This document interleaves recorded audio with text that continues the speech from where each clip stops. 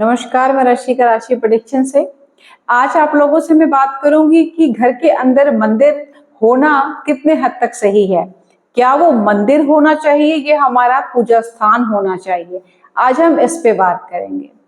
तो सबसे पहले आपको ये बताऊं कि मंदिर जो है, मंदिर ऐसी जगह है जहां पे जाके आप अपनी पूजा अर्चना करते हैं। जा करके मंदिर का मीनिंग यही होता है कि वहां पे आप जब जाते हैं, आपने जो भी मूर्ति वहां पे आप देखते होंगे, उन सभी मूर्तियों की प्राण प्रतिष्ठा करके ही उन्हें स्थापित किया गया है वहां पे। तो वो मूर्ति कि आप जो भी आप एवरीडे आप मॉर्निंग में आप उनका स्नान करवाते हैं, आप उन्हें अगर आप उनका श्रृंगार करते हैं, आप उन्हें वस्त्र पहनाते हैं, आप उन्हें भोग लगाते हैं, वो सब चीजें जो है वो मंदिर में ही होती हैं। तो ये सब चीजें आप मंदिर में तो करते हैं, लेकिन इन चीजों को आप घर में नहीं करते हैं। तो मंदिर में करने का मतलब यही होता है कि आपने प्राण प्रतिष्ठा से आपने उनको एक जगह दी है मंदिर में, और आप उनका नियमित उनको उनके हर चीजों का आपको ध्यान रखना पड़ता है।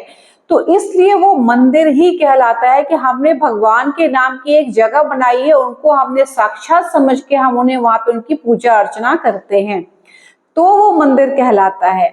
घर में जो हम रखते हैं, मूर्तियां रखते हैं, हम तस्वीरें रखते हैं, फ्रेम रखते हैं, फोटो बना के रखते हैं, ये सब चीजें क्या होती हैं?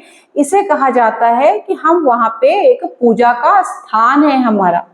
अगर आपने अपने घर में मूर्ति नहीं रखी हुई है, मूर्ति की भी एक लिमिट होती है कि अगर आपने मूर्ति 2, 3 या 5 इंच से भी ऊंची रखी हुई है, बड़ी मूर्ति रखी हुई है, तो भी कहूंगी कि आपको उनका प्राण प्रतिष्ठा करनी चाहिए। और प्राण प्रतिष्ठा जो है वो घर में नहीं की जाती है, उनकी जगह अलग ही होती है, इसलिए घर में पूजा अर्चना की जाती है। और आप देखते होंगे कि घरों के में लोगों के हर एक कमरे में हर जगह पे ईश्वर की तस्वीरें लगा लेते हैं कैलेंडर के रूप में, या दूध वाले का आप उस पे बिल लिख रहे हैं, हिसाब लिख रहे हैं। तो अगर आप ईश्वर की रिस्पेक्ट करते हैं तो आप उनके नीचे कैलेंडर पे आप दूध का हिसाब लिख रहे हैं, धोबी का हिसाब लिख रहे हैं, तो ये सब चीजें जो है वो कहीं ना कहीं उनका डिसरिस्पेक्ट है। तो आप उन चीजों का वहां पे उपयोग ना करें। सबसे पहली बात इसीलिए कहा जाता है कि उनकी जगह एक होती है, अपने घर में आप पूजा का स्थान उन्हें दें, आप वहां पे जाके उनकी आराधना करें। ये नहीं कि जगह जगह आपने घर में तस्वीरें लगाई हुई हैं, वहां पे कभी कुछ लिख रहे हैं, कभी कुछ लिख रहे हैं, तो ये चीजें आप उनके डिसरिस्पेक्ट करते हैं। तो कोशिश करना चाहिए कि आप एक जगह बनाएं, एक जगह में ही उनकी पूजा अर्चना जो भी आप करना चाहते हैं, आप ध्यान लगाते हैं, आप जाप करते हैं, या भी आप जो भी पूजा पाठ करते हैं, तो आप वहां पे करें, वो आपको सही रहेगा। इसलिए कहते हैं कि आप बहुत जगह आप देखते भी होंगे कि जो लोग की घर के बाहर एंट्रेंस होती है, उस एंट्रेंस पे लोग गणपति जी की फोटो लगा देते हैं, लेकिन कभी ये नहीं सोचते कि गणपति जी की फोटो तो हमने या मार्बल में ही लगवा देते हैं, लेकिन कभी ये नहीं सोचते कि वो मार्बल पे जो हमने गणपति जी को तो विराजमान कर दिया, लेकिन वो हमारे घर से बाहर हैं, घर के अंदर नहीं है। पहली बात तो ये कि वो हमारे चौकीदार नहीं है, वो हमारे ईश्वर हैं जिन्हें हम बिलीव करते हैं। तो उनकी वो आपने तस्वीर बाहर लगा दी, उसके बाद आप उन्हें भूल जाते हैं कि हमें कभी उनको भी साफ करना होता है। वहां पे मिट्टी चढ़ रही है, गंदे मंदे हाथ लग रहे हैं, जाले लग रहे हैं वहां पे, तो ये सब चीजें क्या है? उनके डिसरिस्पेक्ट ही तो हो रही है।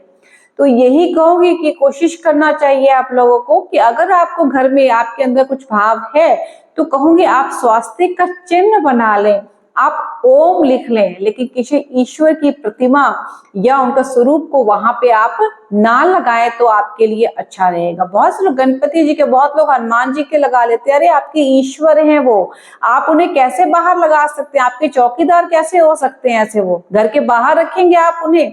धूप बारिश गर्मी सब में आपने उन्हें बाहर छोड़ दिया, फिर आप उनसे कहते हैं कि वो हमारी रखवाली करेंगे। ऐसा नहीं होता, वो हमारे ईश्वर हैं, हमें उनका रिस्पेक्ट करना चाहिए, उन्हें अपने घर में जगह दें, आप उनकी पूजा अर्चना करें, उनका ध्यान लगाएं, वो ज्यादा अच्छा है आपके लिए।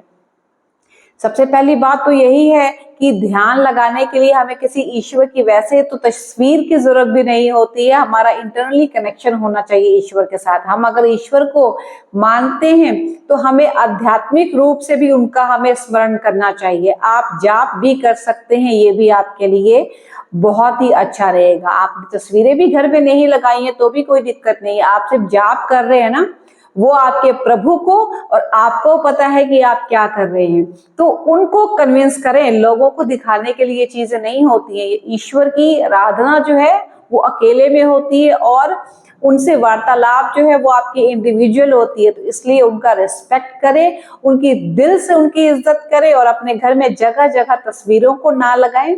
मंदिर में जब आप जाते हैं तो वहां पे समझ लें कि वहां पे आपने साक्षात उनको एक विराजमान किया हुआ है। पंडितों ने वहां पे जो मंदिर के पुजारी हैं वो उनके नित्य प्रतिदिन उनकी पूजा करते हैं, उनकी अर्चना करते हैं, उनका वस्त्र देते हैं, उन्हें खिलाते हैं, उन्हें सुलाते हैं, उनके श्रृंगार करते हैं, उनका स्नान करते हैं। सब विधि विधान के साथ उनका कार्यक्रम किया जाता है एवरी डे।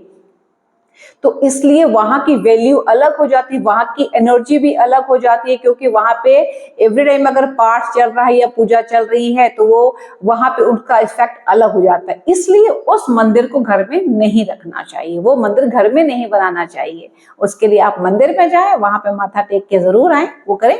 घर में सिर्फ पूजा का स्थान बनाएं।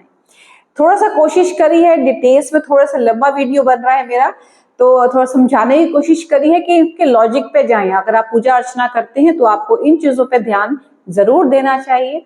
अभी तक के लिए इतना ही कहूंगी, अगले टॉपिक पे फिर किसी अलग विषय पे आप लोगों से बात करूंगी। तब तक अगर आप लोगों को मेरा वीडियो ये अच्छा लगा हो तो आप इसे लाइक कर सकते हैं, सब्सक्राइब कर सकते हैं और अपने ग्रुप में, अपने फ्रेंड्स में आप इसे शेयर भी करेंगे तो मुझे और अच्छा लगेगा। तब तक के लिए धन्यवाद।